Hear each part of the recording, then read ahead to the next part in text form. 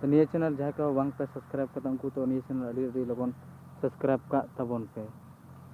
दिरा तबे बारे तबन गालमारा लगे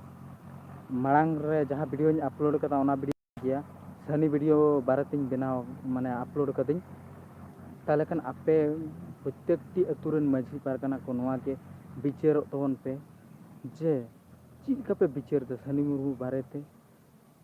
सनी मुर्मू तकिन रेन ओड़ा हर छातिक ठेकिन जावाय कना अदो बांग पे बड़ाय ते कि से अब सानताल समाज रे तो छातिक सा बापला बिहे द बांग चलुआ और जहाँ कुड़ी गिद्रा जदी छातिक ठेक को जमाय लेन खान उनको तो बन जहाँ जुग लगी ते बन ची मेना भांडान सरी काकोआ उनका कना अब सानताल समाज रे और आपे सोलो आना दो चिकेते उनी छातिक जाति सा जमाय कार हो चिकेते नवा कथा दो पे मेन चो दाड़े कना जे ओड़ा हर जाय डिसीजन आज को जाय डिसीजन ओनागे डिसीजन आपे के तो पे सेड़ाव को कना जे जहाँ तीन सानताल हेना को सनाम सानताल को गे आपे छातिक ठे जावाय पे मेनते आपे सोलो आना मोड़े हड़ के पे सेड़ाव को कना नवा जिनिस दो ओना होते तेगे तो नौका कमी हुयुक कना और आपे सानताल आपे माझी पारगाना नुन बोका चोदा कना पे नुन दुंधी कना पे एरबिटी सली लैंगटी कना पे चिदा नुन एगर तीन बाध्य कना आपे सानताल बार बार जुमिदो रेना धर्म कोड दरकार कान ताबोना अब सानताल समाज बखाय गुजुक कना ओना हो बांपे नेल ᱧᱟᱢदा चिली बखान आपे तो मेता आपे आपे तो नवा मेन दरकार मिद दिन हो अतु टोला रे पाड़ा ग्राम रे प्रत्येकटी अतु रे माझी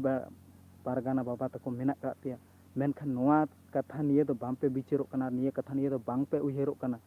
जे अबवा धर्म कोड दरकार धर्म कोड लगती कना ओना चिका कते बन अदया नवा निये कटिक बन गालमारावा आर बन आंदोलना निये को निये तो कोनो बोहो रे ज्ञान बुद्धि चित खाचित के बनुक का पे आपे एक नंबर दूंधी कना पे हराम ज्यादा कना पे एक नंबर भिलेन कना पे लांगटा एडर बटा साला माझी परगाना कथा ओनो मस्तान गिरी पदुदा एडर बटा साला के कोनो ज्ञान बुद्धि बनुक का पे जे आपे तो चिन मेना आपे आपे ब्रेन निजेरन बहु को साथे हमबुत कते हाना नवा कोरा के पे पड़ाया गिदर पिदर जानम के पे पड़ाया ओना खन आर चित के बांग पे पड़ाया चिदा से एबरे गिदर पिदर ओकार को तेहना